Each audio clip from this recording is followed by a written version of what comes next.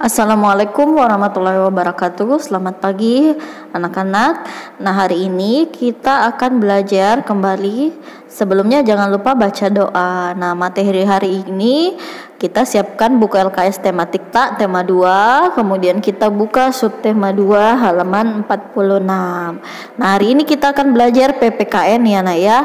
Nah, pembahasan hari ini mengenai aturan. Nah, anandaku pernah dengar apa itu aturan atau pernah anandaku membaca sebuah aturan?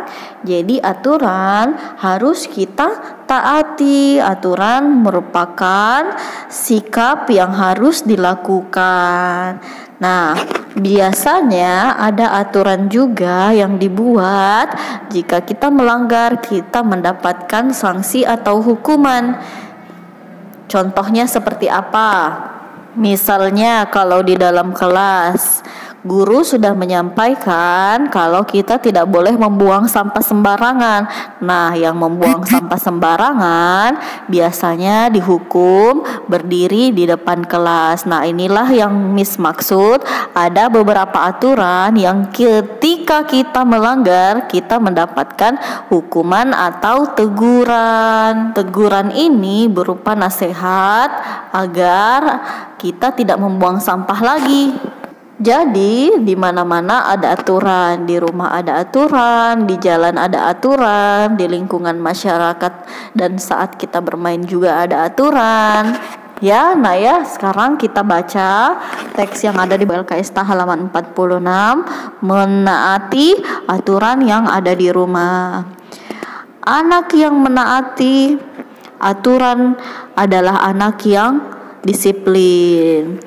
Semua anggota keluarga harus mentaati aturan di rumah. Berikut contoh aturan di rumah. Pertama, mengembalikan barang ke tempatnya. Kedua, mengucapkan salam ketika hendak masuk rumah. Ketiga, berpamitan ketika hendak keluar rumah. Keempat, merapikan peralatan setelah bermain. Kelima, bersikap sopan. Nah, yang telah kita baca ini adalah bagaimana cara kita mentaati aturan di rumah ya, dan contoh-contoh yang ada di rumah, aturan yang ada di rumah. Nah, semua punya aturan, termasuk di rumahnya anandaku pasti punya aturan ya. Jadi sebentar kita tuliskan aturan apa atau sikap apa yang harus dilakukan di rumah ya. Kemudian tuliskan juga yang tidak boleh dilakukan di rumah. Tuliskan jawaban tak di buku, tulis tak ya. Jadi sampai di sini anandaku paham apa yang dimaksud aturan. Nah, di sini Miss ada contoh lagi ya, aturan yang ada di kelas. Kita lihat sama-sama. Jadi pertama, masuk kelas tepat waktu, berdoa sebelum dan setelah belajar, duduk dengan tenang dan tertib, memperhatikan penjelasan guru, mengumpulkan tugas, dan seterusnya. Jadi aturan yang ada di kelas itu tidak boleh dilanggar. Jadi aturan dimanapun itu untuk membuat hidup kita jauh lebih baik ya. Nah, Miss kasih contoh lagi. Selama pandemi ini kita ada beberapa aturan yang harus selalu kita ikuti. Yang pertama, mencuci tangan, memakai masker, dan menjaga jarak. Jadi itu juga merupakan salah satu aturan ya. Nah, kalau kita perhatikan, Miss sudah sampaikan bahwa aturan dibuat untuk kebaikan kita, untuk kepentingan diri kita sendiri ya. Nah ya, jadi Miss rasa cukup. Tugas tak itu tadi yang Miss sebutkan.